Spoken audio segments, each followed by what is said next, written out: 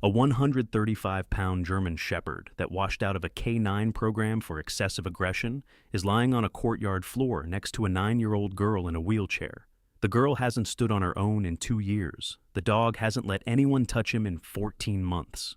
At 3:17 a.m. on a Sunday, the girl's mother checked the hallway camera and saw something that made her drop her phone. The screen cracked on the tile. She didn't pick it up. She just stood there, watching the footage, both hands over her mouth. That footage is why this story exists. His name was Knox, not the Knox from the first story. Different dog, same name, same weight class, different universe of pain.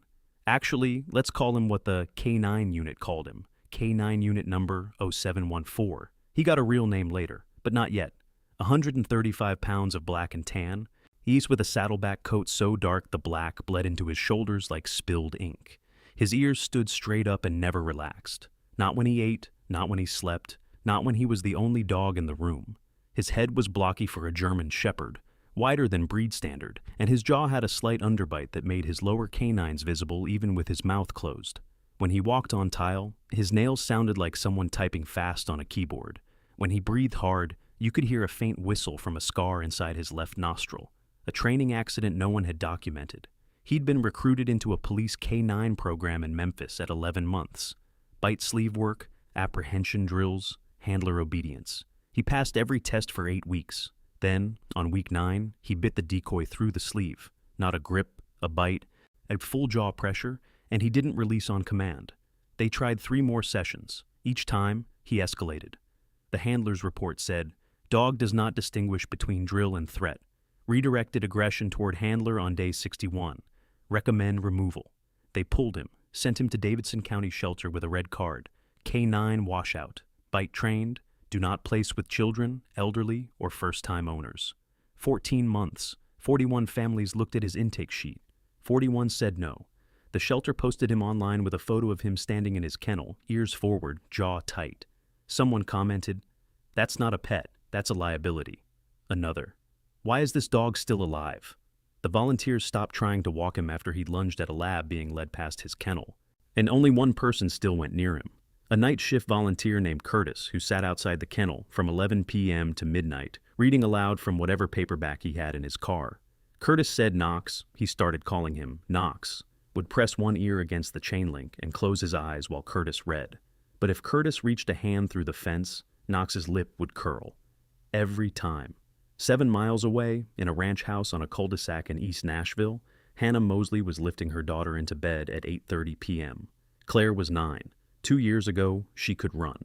She played midfielder on a rec league soccer team, the kind where everyone gets a trophy, but Claire was the one who actually deserved it. Then the accident. A car ran a red light while Hannah was making a left turn. Claire was in the back seat, passenger side. The impact compressed 2 vertebrae in her lower spine, T11 and T12. No paralysis. The doctors said that clearly, more than once. No paralysis. The nerves were intact. Claire could feel everything. She could even move her legs if she focused. But the pain was so severe that her body shut the movement down. Psychosomatic immobility, the neurologist called it. Her legs worked. Her brain wouldn't let them. It had decided that standing up meant getting hurt again. Hannah carried the guilt in her hands. Not her head, her hands. She gripped the steering wheel now with her knuckles white every time she drove. She opened jars too hard. She folded laundry with too much force. Claire's physical therapist, a woman named Denise, told Hannah once gently, "She can feel your tension. The kids absorb what they can't name." Hannah went to the parking lot after that session and sat in her car for 20 minutes with the engine off. Claire hadn't tried to stand in 23 months, not once. Denise worked with her 3 times a week. Leg lifts, stretches, supported weight bearing. Claire did everything from the chair. She never resisted. She just never tried to leave it. She'd look at Denise, do the exercise, look down, and say, "Can we stop now?" Every session, Hannah's neighbor, Frank, was the one who mentioned the shelter. He wasn't suggesting a big dog. He was suggesting a small therapy dog, a golden retriever, maybe a cavalier, something Claire could pet from her wheelchair. Hannah said she'd think about it. They went on a Saturday. Claire's wheelchair fit through the shelter hallway, barely. 28 dogs, all barking. Claire kept her hands in her lap. Frank pointed at a beagle mix. Hannah nodded. They were at the intake desk when Claire said, "Wait." She was looking down the hall, last row, last kennel. The only one that was quiet. Knox was standing. That was the first strange thing. Curtis told them later that Knox never stood for visitors, but he was standing, pressed against the back wall of his kennel, ears locked forward, staring at Claire. Not at Hannah, not at Frank, at Claire, at the wheelchair. Claire wheeled herself down the hallway. Every dog went louder as she passed. The wheels on the concrete were a new sound, and it set them off. But Knox didn't move. He stood at the back of his kennel, completely still, watching her come closer. Claire stopped in front of the gate. She didn't put her hand through. She just looked at him. Knox looked at her. 10 seconds, 15. Then Knox did something Curtis said he'd never seen in 14 months. He walked to the front of the kennel, lowered his head until his chin was level with Claire's knees, and exhaled through his nose. The air hit Claire's bare shins, warm. She could smell him, metal and dust and something sharp, like the inside of a new car. "He's too close," Frank said. Claire reached through the chain link and touched the top of Knox's head, between the ears, 2 fingers. Knox closed his eyes. His lip didn't curl. His body didn't tense. He just stood there, with his head bowed and his eyes shut, breathing against her knees. Hannah looked at the red card on the kennel. She looked at her daughter's face. And Claire was looking at Knox the way she used to look at the soccer field before a game, like there was something in front of her she intended to reach. "Mom," Claire said. "This one." Hannah signed the papers at 11:15 a.m. Frank didn't speak to her for 3 days.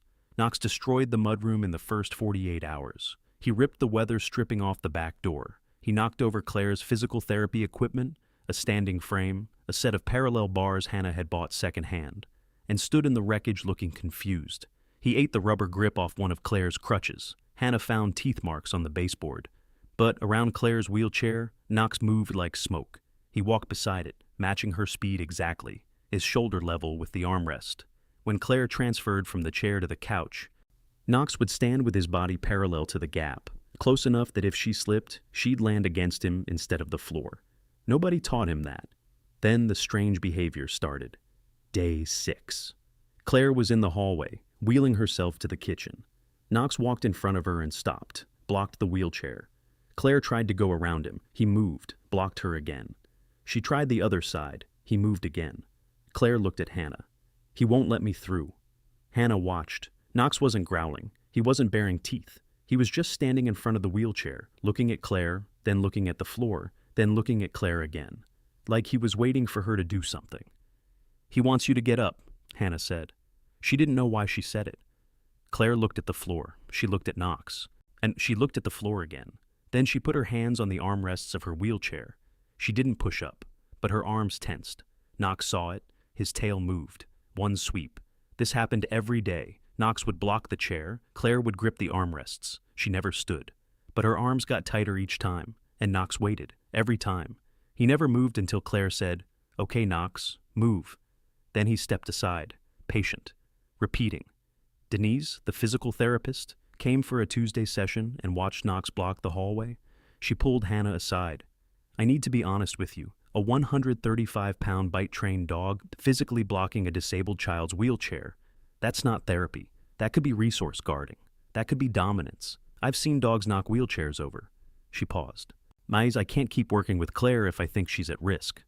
Denise wasn't wrong to worry. She'd worked with disabled children for 16 years. She'd seen a dog pull a boy out of a walker. She had a reason.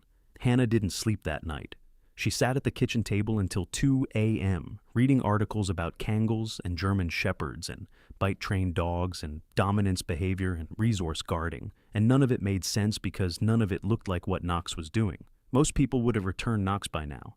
If you want to hear what happened at 3:17 a.m., subscribe, because it's the moment everything changed and no one was awake to see it. 3:17 a.m. Sunday. The hallway camera was a cheap wireless unit Hannah had installed the week before, after Denise's warning. The footage is grainy, black and white, night vision. And Claire's bedroom door opens. Not all the way, just enough. Knox comes out first. He walks to the middle of the hallway and stands still. Then Claire appears in the doorway. She's not in her wheelchair. She's standing, both hands gripping the doorframe. Her legs are shaking, visible even in the grainy footage. Her bare feet on the hardwood. Knox turns and faces her. He walks back to her, slowly, and presses the side of his body against her legs. Claire lets go of the doorframe with one hand and grabs his collar. Her knuckles are white. She takes one step, then another. Knox moves with her, matching her pace exactly, his body rigid against her thighs, taking her weight. 3 steps, 4, 5. They reach the hallway wall. Claire puts her free hand on the wall and stands there, breathing hard. Knox doesn't move. His ears are flat for the first time. Not alert, not tense. Flat and soft. He turns his head and licks Claire's wrist once. Claire takes 3 more steps, then she stops. Her legs buckle. She goes down. Knox shifts his weight and she lands against his side instead of the floor. He lies down. She lies against him, her face in his coat, her hands gripping his fur. They stay like that, on the hallway floor, for 11 minutes. Then Claire crawls back to her room. Knox follows. The camera footage ends with both of them back inside, the door closing. Hannah found the footage at 6:04 a.m. She played it 3 times. She was standing in the kitchen, phone in one hand, the other hand flat on the counter. Her chin was trembling, but her eyes were dry. She didn't call anyone. She walked to Claire's room, opened the door, and saw her daughter asleep with one hand hanging off the bed, resting on Knox's back. Knox opened one eye, looked at Hannah, and closed it again. Hannah sat on the floor. She put her hand on her daughter's ankle, the ankle that had taken weight for the first time in 23 months.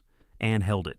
She didn't squeeze. She just held it, lightly, like she was learning how to touch things without breaking them.